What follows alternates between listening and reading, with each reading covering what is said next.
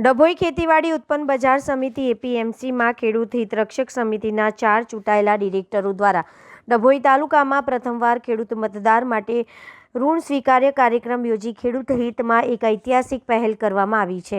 ડભોઈ તાલુકાના 17 ગામ સમાજ પટેલવાડી ખાતે યોજાયેલા આ કાર્યક્રમમાં મોટી સંખ્યામાં ખેડૂત ભાઈઓ બહેનો તથા તાલુકાના અગ્રણી ઉમટી પડ્યા હતા, જે ખેડૂતના વિશ્વાસનું સ્પષ્ટ પ્રતિબિંબ બન્યું હતું। દીપ પ્રાગટ્ય સાથે કાર્યક્રમની ભવ્ય શરૂઆત કરવામાં આવી હતી। કાર્યક્રમમાં ડભોઈના માજી ધારાસભ્ય બાલકૃષ્ણ પટેલ ઢોલારવાડા, જયેશભાઈ પટેલ માવલી, ડભોઈ તાલુકા પંચાયતના વિપક્ષના નેતા પ્રહલાદભાઈ પટેલ, ખેડૂત હિતરક્ષક સમિતિના ચૂંટાયેલા ડિરેક્ટરો પટેલ ધવલભાઈ પટેલ, દીક્ષિતભાઈ પટેલ, ગૌરવભાઈ પટેલ, વિષ્ણુભાઈ તથા તેમની મજબૂત ટીમ ઉપસ્થિત રહી હતી। આ ઉપરાંત ડભોઈ તાલુકા કોંગ્રેસ સમિતિના પ્રમુખ સુધીરભાઈ બારોટ પણ ખાસ હાજર રહ્યા હતા। કાર્યક્રમ દરમિયાન ચૂંટાયેલા ડિરેક્ટરો દ્વારા સ્પષ્ટ શબ્દોમાં સમગ્ર ખેડૂત મતદાર પ્રત્યે ઋણ સ્વીકાર કરવામાં આવ્યો હતો અને ખેડૂતોનું પુષ્પો દ્વારા સન્માન કરીને વિશ્વાસની પરંપરાને મજબૂત બનાવવામાં આવી હતી। ખેડૂત સમાજ તરફથી પણ ડિરેક્ટરોનું ભાવભર્યું અને ગૌરવપૂર્ણ અભિવાદન કરવામાં આવ્યું હતું। ડિરેક્ટરોની ચૂંટણી બાદ ડભોઈ એપીએમસીમાં કાર્યક્ષમતા અને પરિણામલક્ષી કામગીરીના સ્પષ્ટ પરિણામો સામે આવ્યા છે। તારીખ 2/12/2025 તારીખ 29/1/2026 દરમિયાન ડભોઈ સેન્ટર ખાતે સીસીઆઈમાં કપાસ વેચાણ માટે કુલ 6,617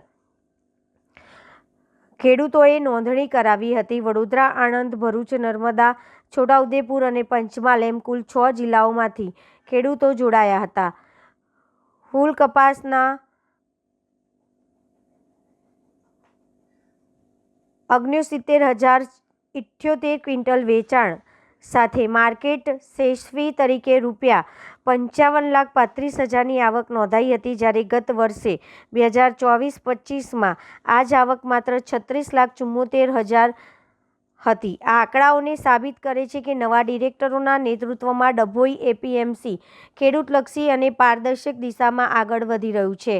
આવનારા દિવસોમાં ખેડૂતોની સુવિધા માટે આધુનિક ખેડૂતલક્ષી ડભોઈ એપીએમસી યાર્ડ તેમજ શાકભાજી વિતરણ માટે અલગ યાર્ડ નિર્માણ કરવાની દ્રઢ પ્રતિબદ્ધતા પણ વ્યક્ત કરવામાં આવી હતી। સાથે સાથે એપીએમસી સંસ્થાપક સ્વર્ગીય ભાઈલાલભાઈ નરોત્તમભાઈનું જે સપનું હતું કે તાલુકાના ખેડૂતોને માર્કેટયાર્ડ જેવી સુવિધાઓનો લાભ મળે, એ સપનું પૂરું કરવા માટે અમે ખેડૂત રક્ષક સમિતિ તત્પર રહીશું। આજ રોજ 17 ગામ પટેલ સમાજવાડીમાં ખેડૂત હિત રક્ષક સમિતિના વિજેતા થયેલ ઉમેદવારો દ્વારા અને ખેડૂત હિત રક્ષક સમિતિ દ્વારા તાલુકાના ખેડૂત મત વિભાગના મતદારો ખૂબ મોટી સંખ્યામાં આવેલ હતા। જે મતદારોનો ખેડૂત હિત રક્ષક સમિતિ દ્વારા ઋણ સ્વીકાર કાર્યક્રમ રાખવામાં આવેલ હતો।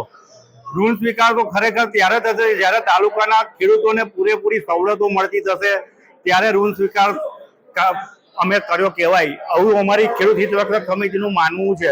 તો આવનાર સમયમાં જેટલું પણ અમે ખેડૂતલક્ષી કાર્ય કરીએ, એપીએમસીમાં યાર્ડ બનાવવાની, પછી શાકભાજી વિતરણ માટેના એ બધા કાર્ય જે યાર્ડો બનવાના છે, એ બાબતમાં ખેડૂતોને સૌથી વધુ સારી સવલત મળે અને ત્યારે ખરેખર ઋણ સ્વીકાર્યું કહેવાશે એમ અમારું માનવું છે।